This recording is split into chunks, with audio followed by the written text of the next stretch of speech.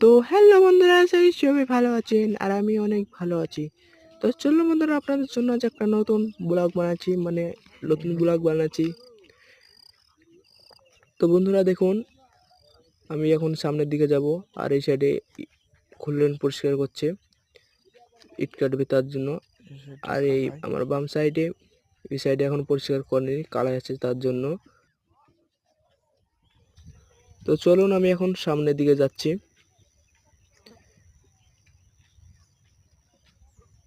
তো দেখুন এই সাইডে ইট কাটার জন্য পরিষ্কার করছে, ওই সামনে দেখুন সব লেবার লেগেছে।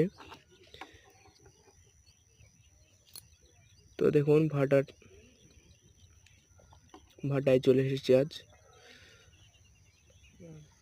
আর আমার এই ভিডিওটা ভালো লাগলে অবশ্যই একটা লাইক করবেন।